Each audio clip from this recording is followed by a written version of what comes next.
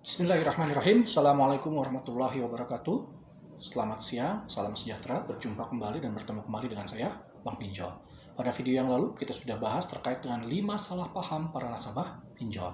Pada kesempatan kali ini, khusus buat para nasabah gagal bayar, saya akan bahas terkait dengan 5 ancaman debt collector yang membuat nasabah gagal bayar takut, kalut, stres, dan lain sebagainya.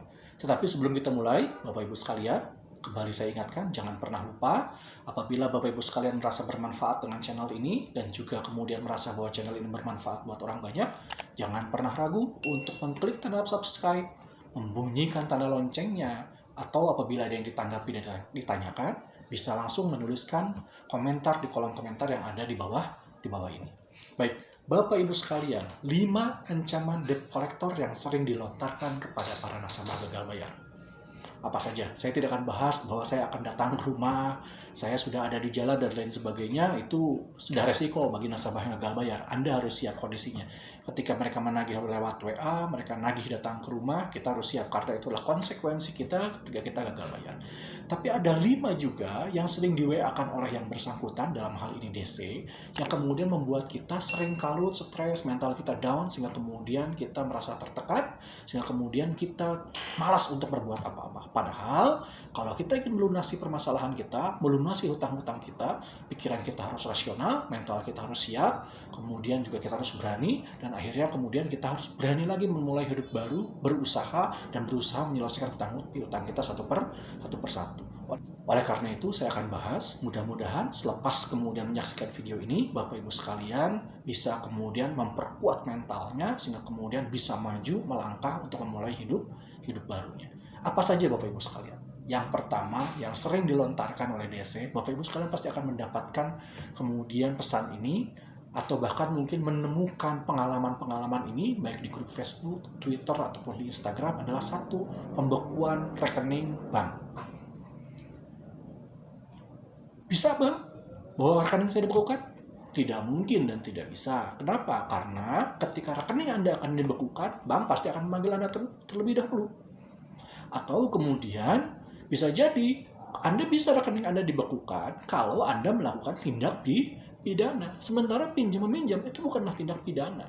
Dan itu ketika akan dibekukan, harus ada notis dulu dari pihak aparat berwajib. Dalam hal ini pihak kepolisian. Jadi harus ada notis atau pemberitahuan bahwa rekening ini dibekukan. Kenapa? Karena misalnya terkait dengan pidana pencucian uang, tindak pidana kemudian penggelapan dan lain sebagainya, atau dijadikan kantong untuk kemudian transaksi narkoba. Nah, kemudian ketika ada notis atau pemberitahuan dari pihak kepolisian bahwa dana atau saldo yang ada di bank tersebut atau di rekening tersebut adalah hasil tindak pidana dan itu harus dijadikan alat bukti, baru kemudian pihak bank bisa membekukan rekening yang bersangkutan. Nah, ini harus diketahui. Ya, pinjol membekukan rekening nggak mungkin. Nggak ada ceritanya. Kalau dilaporkan ke Slik OJK, iya. Tapi kalau sampai membekukan rekening, ya tidak mungkin. Seperti itu. Yang kedua adalah pembekuan KTP. Ini lebih gila lagi. Ya makanya kita harus berpikir rasional. Nggak mungkin KTP bisa dibekukan. Silakan baca Undang-Undang Nomor 26 tahun 2006 terkait dengan administrasi kependudukan atau Adminduk. Nah, ada KTP kita itu KTP seumur hidup. Kecuali kita mati atau menjadi warga negara orang lain atau warga negara lain atau pindah ke warga negaraan, baru kemudian KTP kita bisa diblokir, dicoret, bahkan digunting oleh Dukcapil. Selain dari apa itu nggak mungkin. Makanya kalau ada yang DC mengatakan KTP Anda akan saya blokir, impossible, tidak mungkin. Anda harus tenang, Anda harus berpikir rasional. Itu sangat tidak mungkin. Ya, kenapa? Karena KTP Anda itu adalah hak konstitusional Anda sebagai warga negara. Hak pribadi Anda sebagai warga negara. Kalau kemudian dia bisa memblokir kemudian KTP Anda, maka Anda bisa menggugat itu. Anda bisa mempidanakan itu. Kenapa? Karena hak konstitusional Anda sudah dilanggar. Karena KTP itu adalah bagian daripada hak kita. Yang ketiga, nah ini yang sering sekali, diancam akan diperdatakan atau dipidanakan. Saya akan bahas yang diperdatakan dulu. Bisa Bang? Bisa. Kenapa? Karena memang pinjam-meminjam itu masuknya dalam ranah perdata. Bisa diperdatakan. Tapi kita juga harus melihat, menganalisa, berapa sih yang kita pinjam? Bang, saya pinjam 2 juta. Bang, saya pinjam 3 juta. Bang, saya pinjam 4 juta. Bang, saya pinjam 5 juta. Tapi harus dilihat, analisnya seperti ini. Anda pinjam 5 juta, Anda pinjam 6 juta. Berapa kos yang mereka pergunakan ketika akan menggugat Anda secara perdata? Itu dulu yang harus ada analisa. Berapa kos yang mereka butuhkan ketika mereka menggugat Anda secara perdata? Nah, menggugat kita secara perdata karena permasalahan pinjam-meminjam, yang pertama yang harus diperhatikan, ada terma hukum yang namanya Actus Sequitur Forum Rei. Artinya apa? Bahwa gugatan perdata harus dimasukkan di tempat tinggal tergugat. Pengadilan tempat tinggal tergugat. Misal contoh, saya tinggal di Sidoarjo misalnya. Digugat oleh platform pinjaman online di Jakarta, maka dia harus menggugat saya di Sidoarjo. Kenapa? Karena KTP saya KTP Sidoarjo. Bayangkan akomodasi yang mereka harus keluarkan dari Jakarta ke Sidoarjo. Actus Sequitur Forum Rei. Yang kedua, setelah jauhnya tempat, jauhnya kemudian mengajukan proses gugatan, terkait dengan permasalahan jalannya persidangan juga menarik sebenarnya. Karena sebelum ada persidangan masuk ke dalam persidangan inti, ada dulu persidangan dismisal atau didamaikan dulu oleh para hakim. Kedua belah pihak dipanggil, didamaikan. Nanti kita ditanya, kamu masih mau tanggung jawab nggak untuk bayar hutang kamu? Kita bisa jawab, iya Pak Hakim, tapi kondisi saya seperti ini. Oke, kamu sanggupnya berapa bayarnya? Saya cuma sanggup bayar 200.000 per bulan, saya cicil Pak Hakim. Bisa, langsung ketok pada sidang dismisal, kemudian sah. Bayar 200.000 per bulan. Anda pikirkan, kira-kira mereka mau tidak menempuh cara seperti itu? Ini menarik sebenarnya. Makanya kemudian, jangan kemudian merasa takut terlebih dahulu. Terkait masalah pidana. Terkait masalah pidananya, ada 2 pasal pidana yang kemudian dipermasalahkan oleh mereka.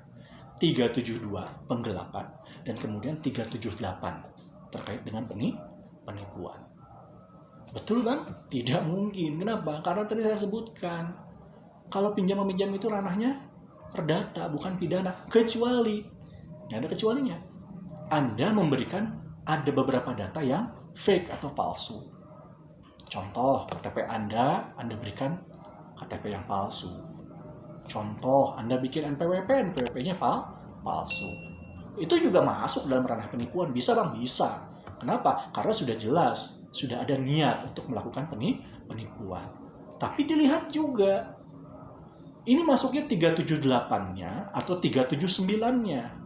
Jadi pasal KUHP terkait penipuan itu ada 2, 378 dan 379. 379-nya itu penipuan ringan.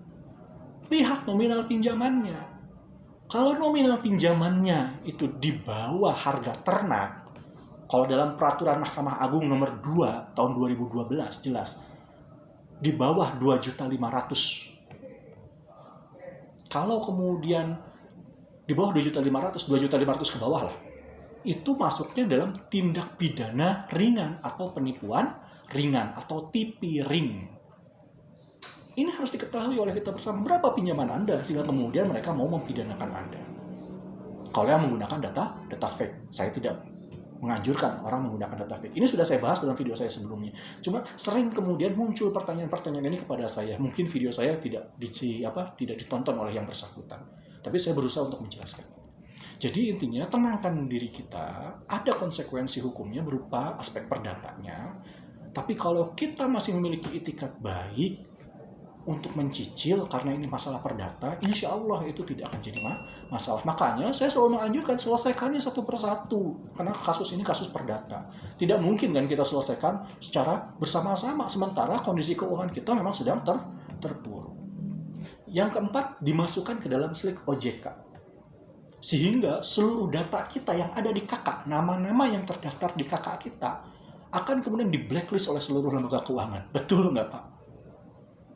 Kalau slik OJK-nya oke, itu pun kita harus menunggu dulu sampai kolektibilitas. Kalau 4, baru kemudian kita benar-benar dianggap mahasabah gagal bayar dan di blacklist atau menjadi catatan hitam di OJK. Dan itu pun bisa dibersihkan dengan cara kita membayar. Baik dengan cara dicicil, ataupun sekaligus. Tetapi kemudian, apakah karena kita gagal bayar berimbas kepada nama-nama yang ada di kartu keluarga kita? Tidak. hanya berimbas kepada pasangan kita saja. Itu pun tidak semua lembaga keuangan memperhatikannya. Jadi misalnya istri kita mau kredit motor misalnya. Ada beberapa lembaga keuangan yang mengatakan, oh ibu, suaminya misalnya masuk dalam slik OJK, ibu tidak bisa meminjam. Akhirnya kemudian ditolak. Tapi ada juga yang tidak seperti itu. Jadi masing-masing ada kebijakan. Kebijakan masing-masing perusahaan itu berbeda. Tidak sekonyong-konyong nama kita ada di slik OJK, kemudian istri kita atau pasangan kita kemudian juga terikut dicatat sebagai blacklist dari lembaga keuangan. Tidak seperti itu pola pikirnya. Bahkan kita sendiri yang sudah masuk slik OJK, ada beberapa lembaga keuangan yang tidak mempertimbangkan slik OJK ada. Saya tidak akan sebutkan, tapi ada. Jadi teman saya masuk slik OJK, dia sudah call 5, kemudian dia pinjam ke salah satu lembaga keuangan.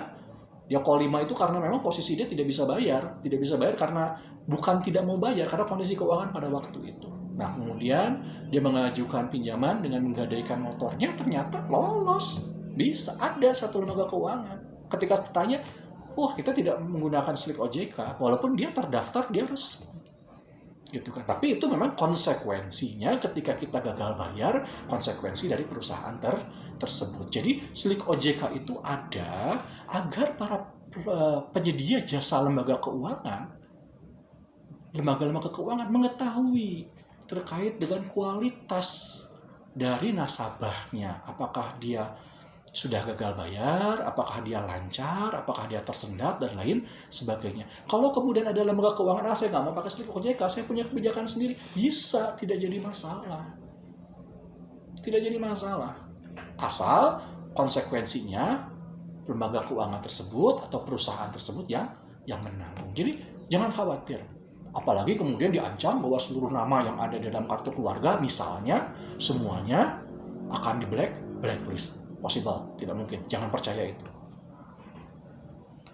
Yang kelima yang menarik sebenarnya adalah terkait dengan, saya ketawa ini, bahwa kemudian Anda tidak bisa mencairkan BPJS Anda. Ketika Anda sakit, maka BPJS Anda menjadi tidak berlaku. Lah, apa hubungannya pinjol dengan BPJS? Perusahaannya juga sudah berbeda. Jangan khawatir, jangan takut, itu hanya gertakan. BPJS Anda tetap pasti bisa digunakan. Karena tidak ada kaitannya sama sekali. Tidak ada kaitannya sama sekali. Nah, BPJS itu bukan lembaga keuangan. BPJS itu bukan lembaga yang kemudian diawasi oleh otoritas jasa keuangan, bukan. BPJS itu adalah perusahaan asuransi kesehatan milik pemerintah yang berusaha kemudian memberikan subsidi kesehatan kepada masyarakat. Jadi sudah berbeda. Tidak mungkin kemudian para DC atau platform pinjaman online kemudian membekukan rekening BPJS Anda sehingga BPJS itu tidak bisa digunakan. Jangan khawatir, tenang saja. Itu semua ancaman agar membuat kita kalut. Ketika kita kalut, yang jadi masalah kita salah dalam melangkah. Kita ambil lagi pinjaman di tempat yang lain, akhirnya gali lubang, tutup. Lubang tidak akan menyelesaikan masalah, malah lubang Anda makin dalam, Anda makin terperosok lebih dalam. Solusinya sederhana sebenarnya. Restrukturisasi keuangan, jangan gali lubang, tutup lubang, ya kan? 3, selesaikan satu persatu, udah tidak ada yang lain. Niatkan kita untuk membayar, selesai permasalahan. Baik. Itu semua terkait dengan 5 hal yang sering DC lontarkan untuk mengancam kita ketika kita gagal bayar. Kembali lagi, jangan takut, jangan panik, kalau tetap berpikir rasional, tetap berpikir jernih, kemudian mulai kembali hidup Anda, mulai kembali menata hidup Anda untuk menuju masa depan yang lebih baik. Sekian dari saya, semoga bermanfaat. Wassalamualaikum warahmatullahi wabarakatuh.